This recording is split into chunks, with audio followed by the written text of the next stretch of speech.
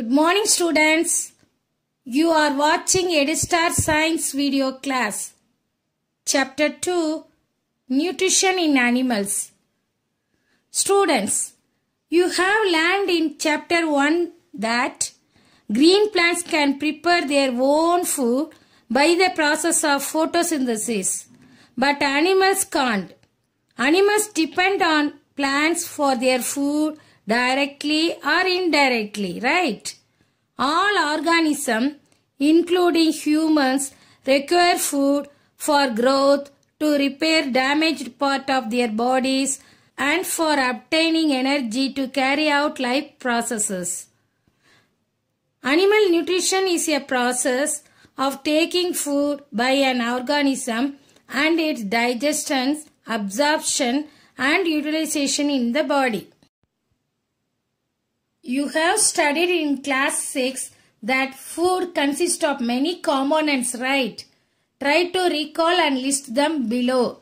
Refer in textbook page number 11 in chapter 2. The components of food such as carbohydrates are complex substances. These complex substances cannot be utilized as such, so they are broken down into simpler substances. The breakdown of complex components of food into simpler substances is called digestion. Different steps in the process of nutrition. There are 5 main steps in the process of nutrition in animals. These are ingestion, digestion, absorption, assimilation, and egestion. Let's see ingestion. The process by which the food is taken inside the body of an organism is called ingestion. When we put food into our mouth with hands, we are ingesting the food. However, different animals ingest food in different ways and have special organs for this purpose. Next, digestion. The food of most animals consists of complex insoluble substances which cannot be absorbed by the animal's body in this form. The process of breaking down of complex insoluble food substance into simple soluble food substance with the help of digestive juices prepared by the body is called digestion. Next, absorption. The process in which the simple soluble digested food substances are absorbed into the body fluid is called absorption. Next, assimilation. The absorbed simple soluble food substances are transported to the different parts of the body where they are utilized by the body for energy, growth, and repair. This process is called assimilation. Next, egestion. A part of the food which we eat remains undigested and unabsorbed, which cannot be utilized by the body. The process in which the undigested food is removed from the body is called egestion. Next, let's see how do animals take in food by different methods. The first step in the process of nutrition in animals is ingestion, which means taking food into the body.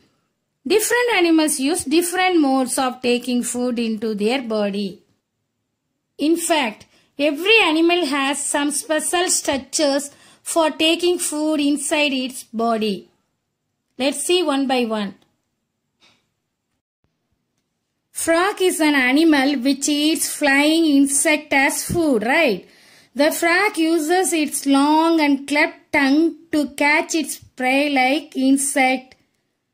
A wall lizard and chameleon also catch their prey with the help of their fairly long tongue. The butterfly belongs to the category of insect. The food of butterfly is nectar. Nectar is a sugary liquid present inside the flowers. The butterfly uses its long feeding tube to suck nectar from flowers. Bees and hummingbirds also suck the nectar from flowers in plants. Infants of human and many other animals feed on mother's milk. Snakes like the python swallow the animals prey upon. Students, let's see about digestion in humans. We take in food through the mouth, digest and utilize it, right? The unused parts of the food are defected. Have you ever wondered what happens to the food inside the body? The food passes through a continuous canal which begins at the buccal cavity and ends at the anus. The canal can be divided into various compartments. The buccal cavity, food pipe or esophagus, stomach, small intestine, large intestine ending in the rectum and the anus. Is it not a very long path? These parts together form the alimentary canal. The food components gradually get digested as food travels through the various compartments. The inner walls of the stomach and the small intestine and the various glands associated with the canal such as salivary glands, the liver and the pancreas segregate digestive juices. The digestive juices convert complex substances of food into simpler ones. The digestive tract and the associated glands together constitute the digestive system. Look at the picture carefully. Now let us know what happens to the food in different parts of the digestive tract. The mouth and buccal cavity. We have learned that the process of taking food into the body is called ingestion. Human beings have mouth for the ingestion of food. The food is taken into the body through the mouth with the help of hands. The mouth leads the food into the buccal cavity or mouth cavity. The buccal cavity contains teeth, tongue and salivary glands. Let us study in detail about each. Teeth. The teeth break the food into small pieces, chew and grind it. This is also called mechanical digestion. Each tooth is rooted in a separate socket in the gums. Our teeth are of different shapes and carry out different functions. Based on their structure and functions, teeth are of 4 types. You already learned in lower classes, right? Incisors, cutting teeth. These are 4 flat and blade-like teeth present in the front part of each jaw. These teeth are used to bite and cut the food into small pieces. Canines, tearing teeth. These are present on the either side of the incisors. They are 2 in number in each jaw. These are sharp and pointed and help in tearing the food. Premolars, grinding teeth. There are 2 premolars next to each canine. These are broad and flat teeth. They grind food and break it into small pieces. Molars, grinding teeth. The remaining teeth in the jaw are 3 molars on either side of premolars. These teeth are also broad and flat. They are larger than the premolars. These teeth are also used to crush and grind food. Students, do you remember about falling of your teeth some years ago? The first set of teeth grows during infancy and they fall off at the age between 6 to 8 years. These are termed milk teeth. The second set that replace them are the permanent teeth. The permanent teeth may last throughout life or fall off during old age or due to some dental disease. Students, have you suffered with toothache? Do you know what is the reason? Yes, it's because of tooth decay. When we eat food, small bits of it get stuck between our teeth. Sometimes these bits of food stay between our teeth.